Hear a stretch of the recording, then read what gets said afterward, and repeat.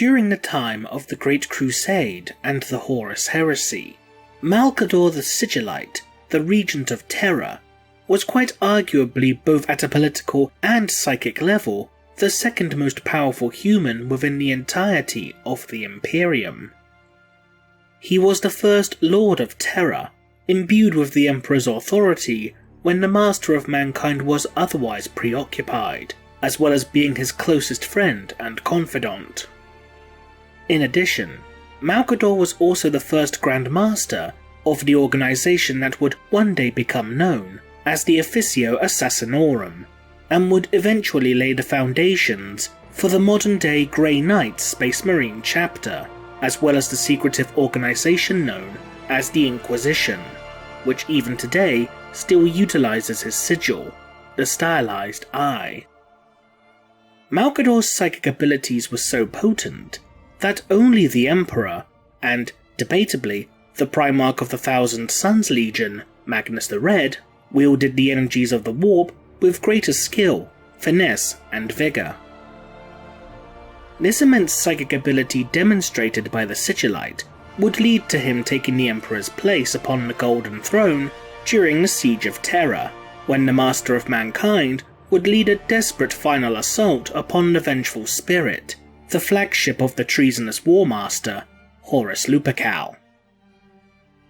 Malcador was the only individual within the entirety of the human species who even had a chance of harnessing the powers of the Golden Throne, and attempt to keep the warp rift that had been opened on Terra by Magnus the Red from enveloping the world completely.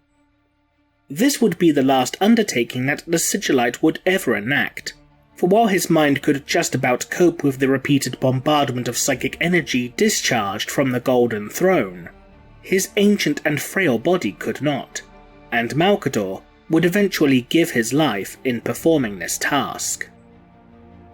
Little is known about Malcador's own past, but what is known is that Malcador first appeared within Imperial records during the Terran Unification Wars, where the Emperor of Mankind would lead his forces of ancient Thunder Warriors to conquer and subjugate the opposing and fiercely independent techno-barbarian warlords who carved out their own territories across Terra, and it would be Malcador who would convince the Master of Mankind to take up the title of Emperor.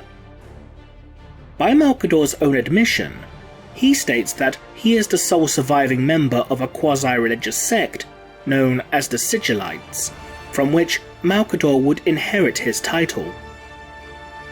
These Sigillites were the keepers of humanity's knowledge and history, dating back to a time before the Age of Strife.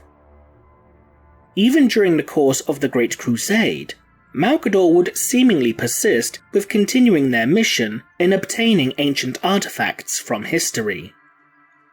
One such example of this was when Malcador recruited Captain Khalid Hassan of the Imperial Army to recover the legendary Rosetta Stone, so that Malcador could house it in his own personal museum. This declaration of Malcador being one of these Sigillites is also supported with an early passage within the short story Two Metaphysical Blades that is set during the events of the Terran Unification Wars. As the spears known as the Dionysian and the Apollonian, which would eventually be gifted to Leman Russ and Constantine Valdor respectively, were being forged deep within the bowels of Terra by the being who would eventually become known as the Emperor, the equipment of the forge is tended to by men clad in green robes bearing the iconography of the Sigillites. However, whether these individuals were themselves also Sigillites, or simply bore these symbols to show that they were in service to Malcador, is not entirely clear. But despite the evidence presented, however, there are various other rumours regarding the Sigillites' origins. There is always the possibility that Malcador is indeed the surviving member of an ancient order, even if he was not one of these Sigillites. Instead, could Malcador in fact be the single remaining individual that bears the blood of Terra's ancient shamans? The shamans were the first psykers to appear within the human gene pool, initially appearing during humanity's Stone Age or early Bronze Age. The shamans were able to naturally tap into the energy of the warp, sensing it within all living things, and using their psychic abilities to benefit their tribes. Once humanity began taking its collective steps towards civilization, the shamans would begin to lose their ability to harness the powers of the warp, and not only that, they would become aware of the growth of malevolent warp entities that began devouring the souls of their dead, beings that would one day become known as the Chaos Gods. Horrified by the prospect of these entities devouring their souls upon death as opposed to being reincarnated into new bodies, the shamans agreed that humanity would be condemned to unimaginable suffering and torment unless a new man was created to protect humanity from the perils of the warp. Thus, the shamans would commit a mass ritualistic suicide so that upon their deaths, this would result in the coalescing of their souls into a singular incarnation. This Gestalt soul would then become reborn within a new host body, a child who would one day become the Emperor of mankind. While it is believed that all of these shamans had participated within this ritual, there is always the possibility that one bloodline of these psykers would have not, having been appointed by the others to watch over the growth of the new man, and to educate him about the perils of the warp and the threat of the Chaos Gods, becoming in essence both their guardian and teacher. Considering Malcador's role as the Emperor's personal advisor and dearest friend, this is certainly a distinct possibility. While Malcador's age would render it impossible to be one of the original shamans, given his sheer psychic power, it is not impossible that he could very well be descended from them. Malcador was also described as having the bearing of a priest, so could it be possible that Malcador was indeed formerly a priest, more specifically, the last priest, Uriah Olathair. Uriah Olathair was a former soldier within the land of Frank during the Unification Wars upon Terra. When he became wounded fighting against the Emperor's Thunder Warriors, he fled from the battle before receiving a vision from what he believed to be God, and as a result turned to religion, eventually becoming the last priest of the Church of the Lightning Stone.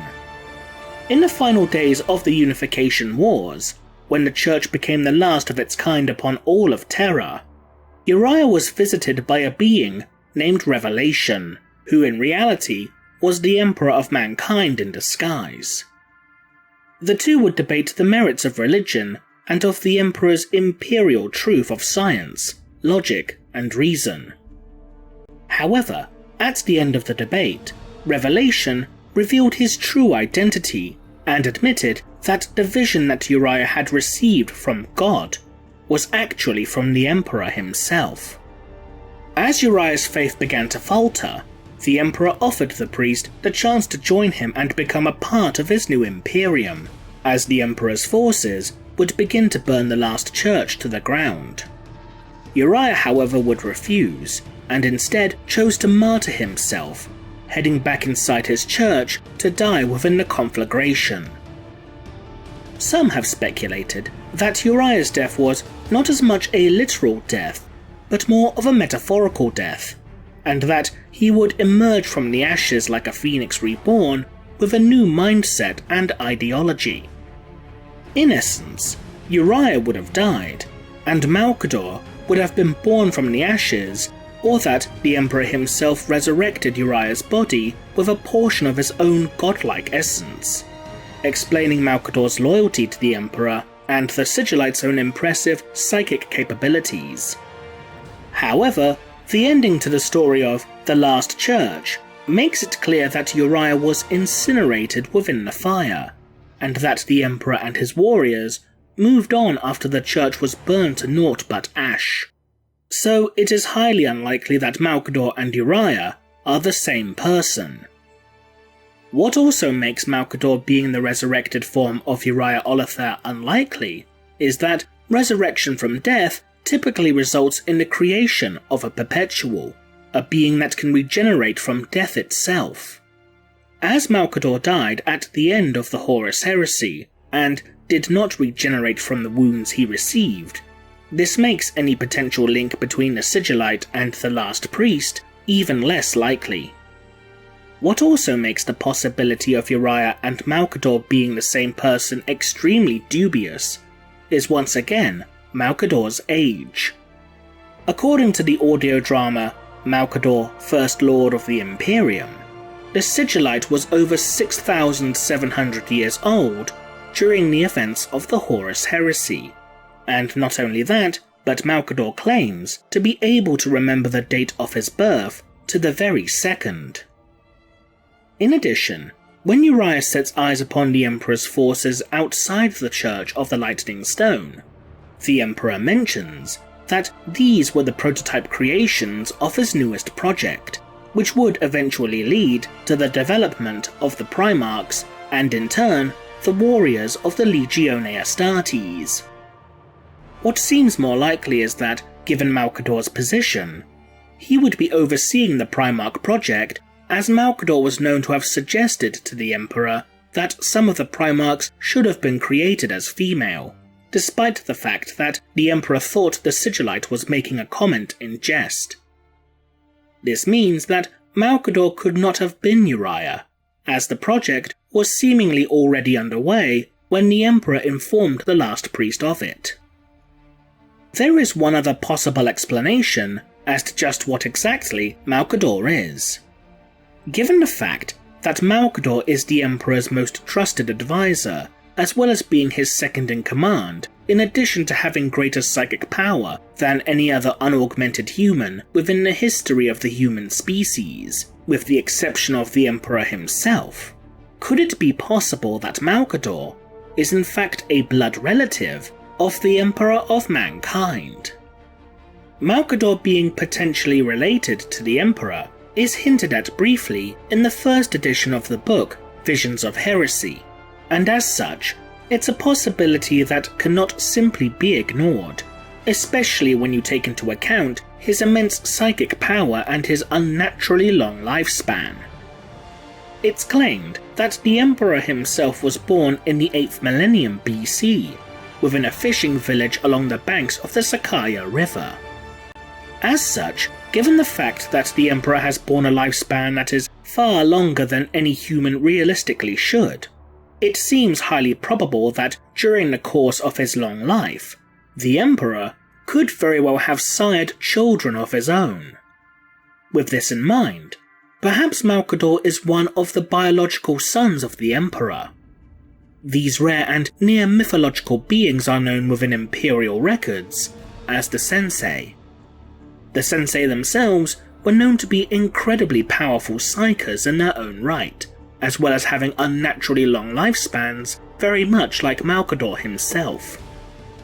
If Malcador was indeed the Emperor's son, this would also explain as to why the Emperor himself had so much trust invested in Malcador, as well as being able to confide anything to him.